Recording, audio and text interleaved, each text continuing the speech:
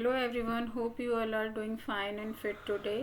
आज का हमारा टॉपिक रिट्स है, जो कि भारत का एक बहुत ही इम्पॉर्टेंट कॉन्स्टिट्यूशनल रेमेडी है, जिसे कि बाबा साहब अम्बेडकर जी ने इंडियन कॉन्स्टिट्यूशन का हार्ट और सोल कहा था। यानी कि ये एक आत्मा के जैसा माना गया था इंडियन कॉन्स्टिट्यूशन के लिए। तो ये एक पावरफुल रेमेडी है जो कि इशू करता है सुप्रीम कोर्ट अंडर आर्टिकल 32 और हाई कोर्ट में अंडर आर्टिकल 226। ये एक प्रोटेक्शन रेमेडी की तरह फंडामेंटल राइट के इन्फ्रिंजमेंट जब होता है तभी इसको यूज़ कर सकते हैं। Only for fundamental rights infringement. आप डायरेक्ट डीपीएसपी के लिए कभी भी नहीं जा सकते रिट के अंडर। तो यहाँ ये 5 तरीके के होते हैं। पहला टाइप है वो है हवीज कॉर्पस। इसका क्या मतलब होता है? इसका मतलब होता है कि ये एक पावरफुल सेफ गार्ड होता है अगेंस्ट इलीगल डिटेंशन, और it demands that a detained person be brought before the court to determine if their detention is lawful or not. यानी कि अगर जो किसी ने पुलिस या किसी ने भी या कोई प्राइवेट पर्सन ने भी किसी को इन्फ्रिंज उसको डिटेन करके रख लिया है अपने पास, तो वो जो डिटेंशन थी कितनी लीगल है, और उस सही अगर जो पुलिस ने की है तो क्या वो सही पर्सन है या सही तरीके से उसको डिटेन किया गया है। उस पर ऐसे चार्जेस थे जो जिसके तहत उस बंदे को डिटेन करना चाहिए था, और उसको राइट टाइम में क्या कोर्ट में प्रस्तुत किया गया विद इन 24 आवर्स। ये सारी चीज़ें हवीज कॉर्पस में आती है। इसको हम डिटेल में भी पढ़ेंगे आगे। दूसरा मेंडेमस क्या है, जो कि हम मेंडेमस को वी कमांड भी कह सकते हैं। ये कमांड होता है जो सुपीरियर कोर्ट्स होती है अपने इन्फीरियर कोर्ट्स को, लोअर कोर्ट्स को बेसिकली देता है। तो इसमें का जो और इसका जो मेन पर्पस होता है, अगर जो हम समझे तो इस तरह से होता है कि इशू टू पब्लिक ऑफिशियल्स को हो सकता है, लोअर कोर्ट्स को और organisation requiring them to perform a public duty they have failed or refuse to perform. यानी कि अगर जो ऐसा कोई ड्यूटी जो कि वो कोर्ट या वो कुछ पब्लिक ऑफिसर्स नहीं कर पा रहे हैं, तो फिर उसके लिए ये वी कमांड करके मैंडेमस इशू किया जाएगा और बोला जाएगा कि भाई आप अपनी अपनी जो ड्यूटीज़ है आप टाइम पे परफॉर्म करें, सही से परफॉर्म करें। अगर जो नहीं कर पा रहे तो उसका रीज़न बताएं, ऐसा। तीसरा हमारा जो रिट है वो है प्रोहिबिशन। प्रोहिबिशन नाम से ही जैसा कि डिफाइन कर रहा है, टू प्रोहिबिट यानी कि टू रोकना, रोक लगाना। तो इसमें होता है कि higher court issued this to a lower court. ये भी हाई कोर्ट की सुपीरियर इन्फीरियर कोर्ट का ही बात है, लेकिन यहाँ पे बस ये है कि higher court issued this to a lower court और tribunal to stop it from exceeding its jurisdiction और acting contrary to natural justice.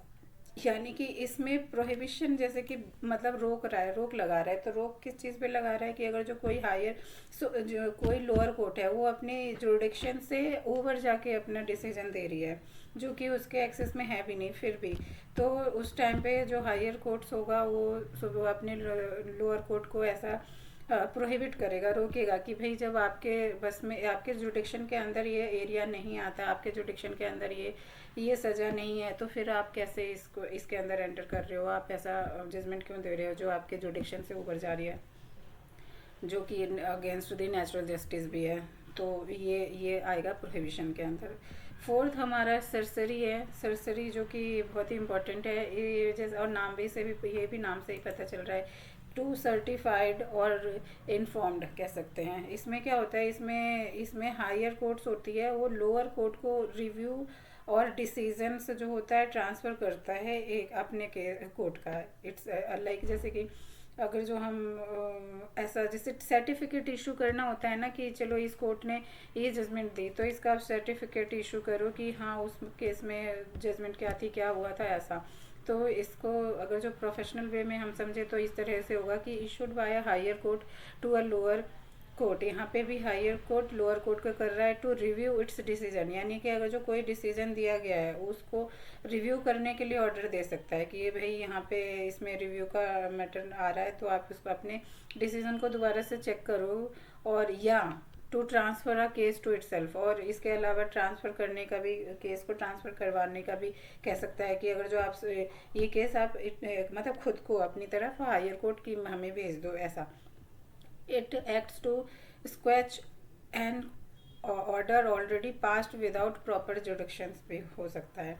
Fifth हमारा है क्यू वारंटिव। क्यू वारंटिव जो होता है बाय व्हाट अथॉरिटी, यानी कि जिस पोस्ट पे आप काम कर रहे हैं उस पोस्ट पे काम करने का क्या आपका ऑथोराइज्ड है, आपके पास उसके लिए डिग्री है प्रॉपर, लाइक जो जो ऐसी जो जाली अपॉइंटमेंट्स होती हैं गलत वे में, वो सारी चीज़ों का इसके अंदर क्यू वारंटी के अंदर जाता है ये सारा मैटर, जिसमें ये एक basically this is a issue to inquire into the legality of a person claim to public office, या कोई जो पर्सन जो इलीगल वे में कहीं किसी पोस्ट पे बैठा हुआ है पब्लिक प्लेस पे, वहाँ पे उससे पूछा जाता है कि आप जो इस सीट पे बैठे हो क्या आप उसके लिए एलिजिबल हो या नहीं हो।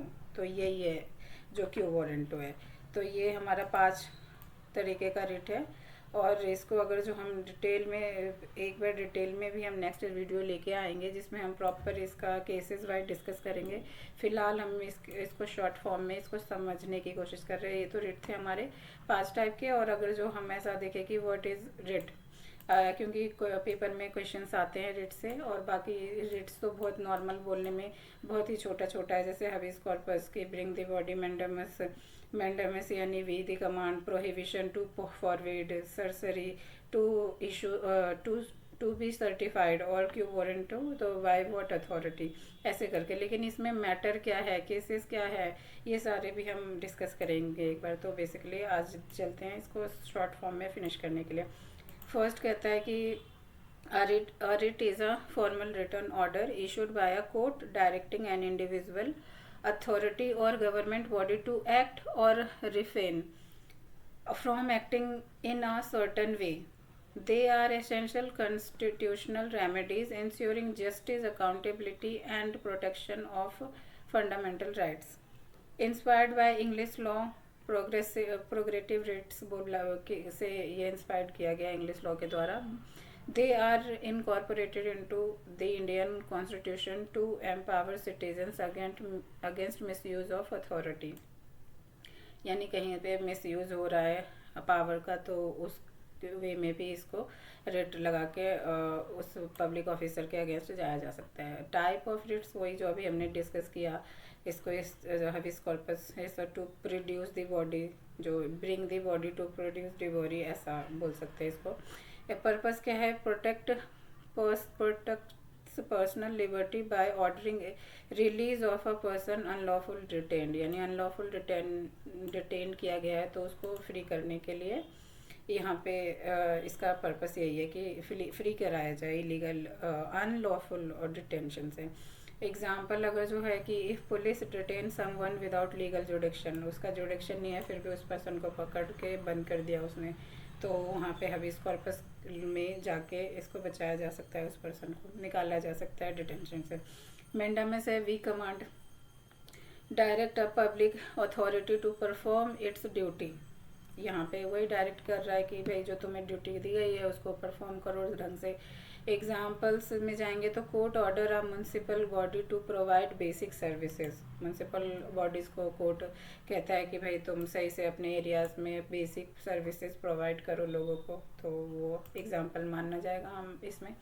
प्रोहिबिशन है टू फॉरवर्ड, यानी कि इसमें कह रहे हैं prevent a lower court tribunal from acting beyond it's जुडिक्शन, यानी कि जहाँ पे जुडिक्शन नहीं थी आप उस एरिया में जाके अपना डिसीजन इम्पोज करोगे तो that is not allowed.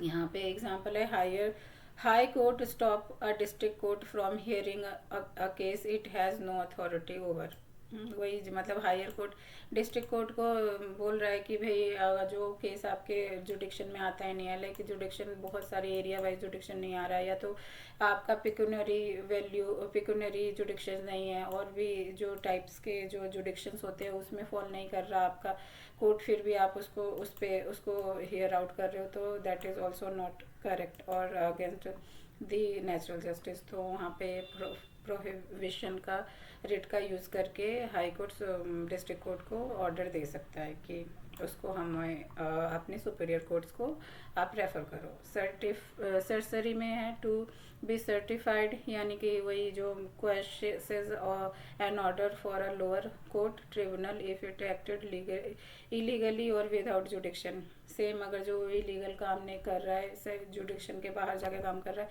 Certificate issue करेगा उसको। और supreme court cancel and unlawful administrative order, यानी कि कोई जिस कोर्ट का जुडिक्शन नहीं था उस मैटर में, उसने उसमें जजमेंट भी दे दी, तो सुपीरियर कोर्ट उसको कैंसिल, सुप्रीम कोर्ट उसको कैंसिल कर देगा और ऑर्डर देगा, एडमिनिस्ट्रेशन ऑर्डर इसके लिए। फिर ये क्यू वारंटो है, बाय व्हाट अथॉरिटी, यानी किस अथॉरिटी, किस राइट्स के तहत आप इस पे बैठे हो, इस सीट पे जिस पे बैठे हो। तो यहाँ पे वो challenges the legality of a personnel public office, यानी पब्लिक ऑफिस में बैठा हुआ पर्सन कितना एलिजिबल है उस सीट पे, उस ओहदे पे बैठने के लिए, काम करने के लिए, वो आता है क्यू वारंटी के अंदर। यहाँ पे इफ़ समवन को occupies a government post without proper qualification, यानी गलत तरीके से एग्ज़ाम पास करा है, घूस दे के, ऐसा सुनने में आता है, पैसे दे के, ब्राइबरी दे के, और वो उसने उस सीट पे बैठ गया, जो एक्चुअल पर्सन था एलिजिबल उसको वहाँ से हटा दिया गया, लाइक ऐसा कुछ। ये सारे क्यू वारंटों के अंदर आएगी। यहाँ पे अगर जो की पॉइंट्स की बात करें कि इसका इम्पोर्टेंस क्या है, तो सुप्रीम कोर्ट और हाई कोर्ट दोनों के लिए बहुत ही इंपॉर्टेंट है। तो सुप्रीम कोर्ट में ये इशू किया जाएगा आर्टिकल 32 के लिए, जो फंडामेंटल राइट ओनली होगा, और हाई कोर्ट में होगा ये 226 के तहत, जिसमें fundamental rights and other legal rights के जो है पर्सन के लीगल राइट्स, उसके लिए भी, उसके इन्फ्रिंजमेंट के लिए भी जा सकता है 226 में, हाई कोर्ट में ओनली। सुप्रीम कोर्ट में तो सिर्फ फंडामेंटल राइट्स के इन्फ्रिंजमेंट के लिए जाएगा, जो आर्टिकल हमारे 14 से लेके 19 तक वाला है। और उसके बाद है writs are considered guarantees of justice, ये गारंटी है जस्टिस का in India, ensuring that no authority acts arbitrarily. जैसे मतलब ऐसा कहा जाता है कि जो ये गारंटी है जस्टिस का, कि आप रिट में जाओगे अपने फंडामेंटल राइट के या अदर लीगल राइट्स के इन्फ्रिंजमेंट में, तो आपको जस्टिस ज़रूर ही मिलेगी वहाँ पे, ये इंश्योर्ड है। तो ये है इम्पोर्टेंट रिट्स का। नेक्स्ट टाइम हम इसके केसेस भी डिस्कस करेंगे। तो thank you so much for watching my video. Next time मिलते हैं इसके डिटेल्ड एक्सप्लेनेशन के साथ। Thank you so much for watching this.